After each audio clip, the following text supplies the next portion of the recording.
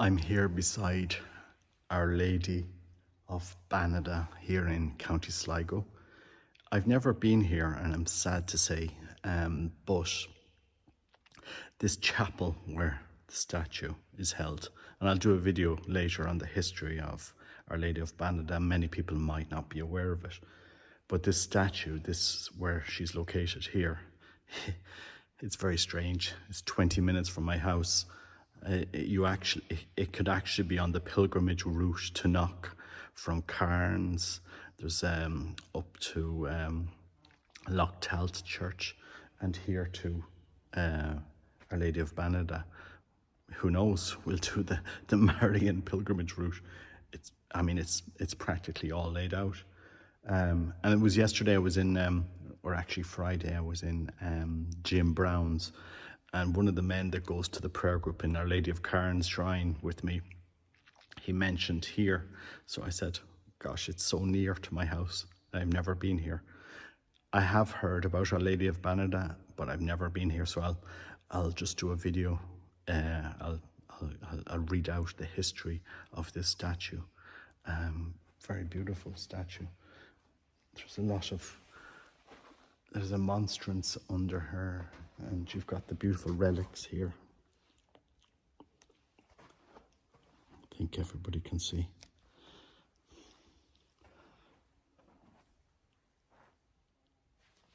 So anyway, happy Father's Day, and let's pray for all the fathers, and pray for a renewal in family life. John Lacken has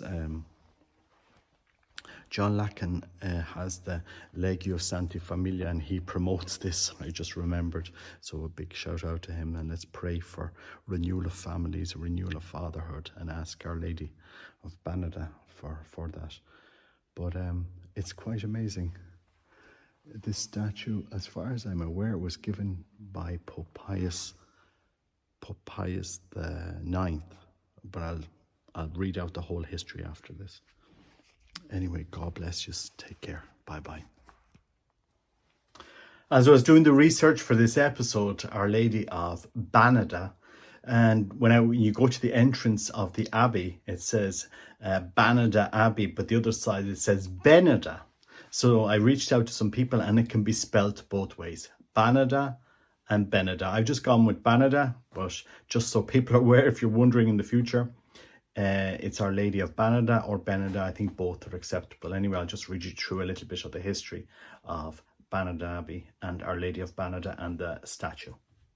A people who don't know a knowledge of their past are like trees without roots. Banada Abbey and its unique statue. The statue came to Ireland as a gift from Pope Pius IX to the descendant of Sir Roger Jones, a Welsh Protestant who was granted lands in Wexford and Sligo, and later became the first High Sheriff of Sligo in 1602. Jones ousted the local chieftain O'Hara and settled in Banada, where he built a house beside the River Moy next to an Augustinian monastery. Jones owned vast tracts of land, including most of the current Castle Street in Sligo town, and was responsible for the building of St. John's Church there. 4 generations later, the Jones family was converted to Catholicism when Roger Jones embraced the Catholic faith as a consequence of a remarkable incident. Roger Jones and the conversion of a tyrant. Despite the penal laws that raged in the 18th century, the Jones family had a benign attitude towards the local Catholic population and left the priest of the area to suppress local disorders and scandals. On one occasion, a lowly man was warned by the priest to mend his ways or else face the wrath of the church. The miscreant worked for the Jones estate, and in his dilemma sought protection from Roger Jones, the then landlord. Jones, on hearing that the man was to be denounced from the altar in the nearby Baratugar church, threatened publicly to horsewhip the priest in the event the denunciation occurred. Undaunted by the presence of the owner of Banada, who took up a conspicuous position near the altar, the priest warned his flock against the evil example and the evil doer in their midst. And in the next moment, Mr. Jones, white with rage, rushed to the altar, raising his arm to strike the priest with his horsewhip. When the congregation, through Gaelic, cried out in one voice, "The curse of Saint Attracta be on you." Remarkably, the whip fell from Jones's hand, and his arm itself fell paralysed down to his side. The whole transaction had a dramatic effect on Roger Jones, and some days later he sent for the priest, where they later became firm friends, with the result that Mr. Jones took instruction on converting to the Catholic faith.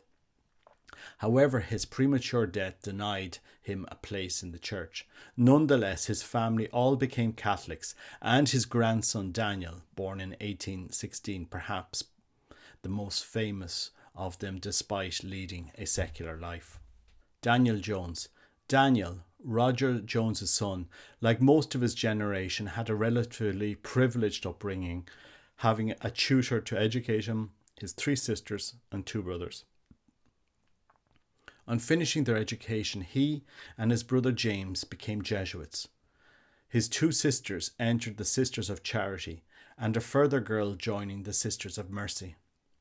Freddie, the 3rd son, stayed with his parents and became automatic heir designate of the estate, which comprised of 3,200 acres and including the following townlands: Banada, Turlestrain, Gortnamon, Altenevik, Clunamogue and Carnantubber. Later, he too was to express a wish to enter the Jesuit cloister, a wish that was thwarted by his untimely death in his 15th year in 1853. Wild and dissolute and reckless, Freddie was an anomaly in the family with strong religious devotion. His bouts of debauchery and equine escapades were notorious. He was often seen galloping his horse down the tree-lined avenue and jumping the grand gates that stood at the entrance of the estate. On one occasion, for a wager, he jumped his horse from the parapet of Banada Bridge onto the embankment below along the River Moy. Meanwhile, Daniel, the eldest son and heir to the estate, was a magistrate and deputy lieutenant for Sligo, and had unsuccessfully contested the 1837 parliamentary election for the Sligo constituency, running for the Daniel O'Connell supported Liberal Party. He has already taken classical studies in the University of Louvain and Trinity College, a circumstance that was later to contribute to his distinguished career in the Jesuits. Our Lady of Banada. He was the first rector of Milton Park, first provincial of the Irish province, and was sent to Rome on numerous occasions to represent the Irish Jesuit province. Following his ordination in 1850, a trip to Rome followed, where he was granted a private audience with Pope Pius IX, who presented him with a small statue of Our Lady as a present for his widowed mother, who was instrumental in helping the local population deal with the terrible atrocities of the Great Famine. The Pope also recognised and appreciated what she had done for the Church by giving 5 of her children to religion, and added that the statue was miraculous. Mrs. Jones, deeply touched by the Holy Father's gift, had the statue placed in a special alcove, still intact, in the family oratory, under the title of Our Lady of Banada. The conversion of Freddie Jones. During Daniel's early period in the Jesuits, his brother Freddie still continued his bohemian lifestyle despite his mother praying incessantly for the conversion of her erring son. Her prayers seemed to fall on deaf ears until one evening, as she decided to make a novena to Our Lady of Banada, and during the course of the novena, Freddie, who had been away for several days, on one of his frequent trips to the Gentlemen's Club in Artnaglass Green, passed by the little oratory and saw a strange light shining all around Our Lady's statue. He was astonished to find he could not penetrate within the circle it made. A few nights later, he saw the same light and his mother kneeling within the circle. This time, with his mother's outstretched hand to help, he was able to step inside the radiance. He inquired from his mother why she was praying at that late hour, and she replied with an answer that pierced his heart. I am asking Our Lady of Banada to convert you. There and then Freddie knelt down by his mother's side, implored her forgiveness, and promised with the help of God and Our Lady of Banada to change his life. From that moment, Freddie changed his life and entered a retreat at Milton Park under the tutelage of the Jesuits. While he was there, he expressed a wish to enter the Society of Jesus. But in view of his past life, he was advised to take a year out to consider this step more carefully. He returned to Banada and unfortunately suffered a rapid decline in health, which resulted in his death within a year. Freddie's death marked the end of an era, as all his siblings had entered religious orders in accordance with the wishes of his late father Daniel, decided that the portion of the land surrounding Banada should be devoted towards religious purposes. This eventually led to the property being transferred to the Sisters of Charity. The remainder of the estate was forced into the encumbered estates to pay for the mortgages that were raised before and during the famine. Mother Mary Aikenhead and the Sisters of Charity. Mother Mary Aikenhead and the Irish Sisters of Charity came to Banada in 1858 and later in 1863 founded a school for little boys and girls. Old Mrs. Jones still continued to live in a separate part of the house and died in 1865. A few years earlier, the Pope, having heard the story of Freddie's conversion, gave permission to have the statue erected over the altar in the new convent chapel higher than the Blessed Sacrament, a rare privilege. He also requested that a light should be kept burning at her feet. In the next year following Mrs. Jones' death, Pope Pius IX dedicated the statue under its present title of Our Lady of Banada and granted the image his apostolic blessing with a plenary indulgence attached. This may be obtained by all persons who, at any day, once a month, having taken confession, communion, visit the statue and pray before it for the propagation of the Catholic faith and for the Pope's intentions. Father Daniel Jones died in 1870 at the age of 54, fortified by the knowledge that his beloved Banada was in good hands, but not even he would believe the tremendous effect the good nuns would have on the surrounding communities. The Sisters of Charity started a lay school in 1901 and within a few short years took first prize at the RDS. Later, a sewing industry and a knitwear business took off, and indeed today vestments and linen and altar linen are still made by Anne Gagan. Unfortunately, the nuns left Banada in 1888 due to the decreasing numbers, and the property fell into the hands of the local diocese of Conwy, who recently sold it to a local entrepreneur, Niall Egan, and his wife Kathy, who have major plans to transform Banada to the splendour of yesteryear. Legacy of the Sister of Charity. Perhaps the greatest knowledge the nuns brought to the area, other than religion or work, was the establishment of secondary school in the 1950s. Not alone did it stem from the flow of young people emigrating, it also allowed teenagers to sit exams rather than test their metal on shovels and spades, and indeed it is fair to say that Banada Abbey Secondary School was recognised both inside and outside of the country for its academic and sporting achievements, and certainly had no equal during the writer's sojourn there. New home in Turlestren. On the 11th of September 2005, a procession took place to remove the statue of Our Lady of Banada from its resting place to a new home in the church at nearby Turlestren. It was followed by a blessing and a special mass in honour of the occasion.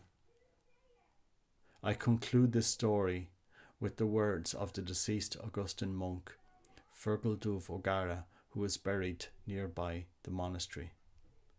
Most happy among women, women amongst women, mother amongst mothers, a virgin among virgins.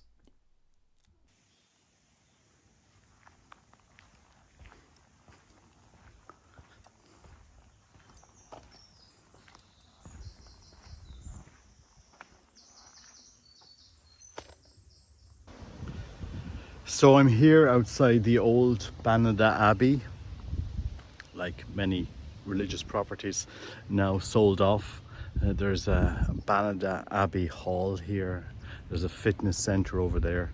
I don't know who owns the old chapel that used to be in here, but there seems to one part of the building seems to have gone to ruin. I suppose this is what we see happening with many religious properties in Ireland. Sadly, they'll be sold off in the coming years, but I just thought it would be interesting to go out and see the original place where I believe the statue was in Banada Abbey first, before it was moved down to the church here near.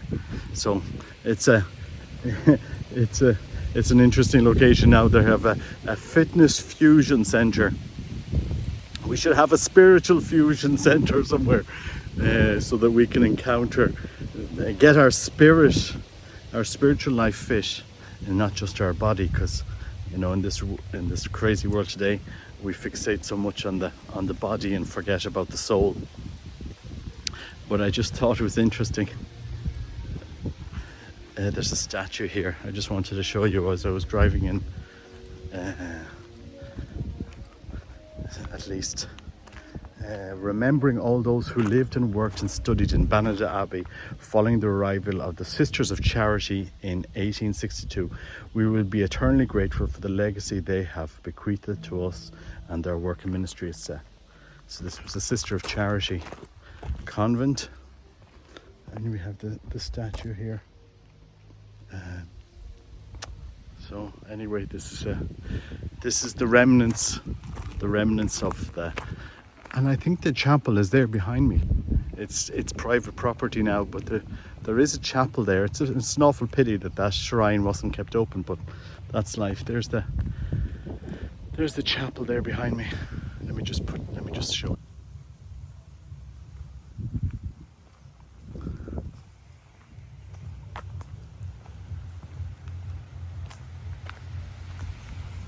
There's actually a statue of Our Lady in the grounds, but it's all private property now, I suppose. Anyway, beautiful location here in Sligo.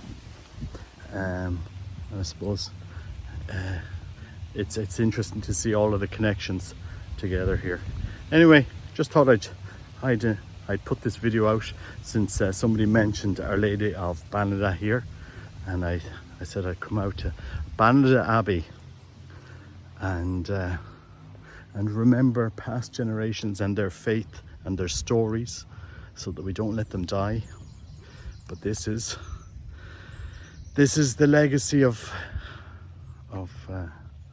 previous generations. Occupiers Liability Act. Okay, if you pass beyond, you're on these premises. Okay, so it's all private property, so I'm not allowed to pass in here. So anyway, there, it's interesting. Maybe someday there will be a hostel or something here to do an Irish Camino. We'll see. God bless you. Take care. Bye bye.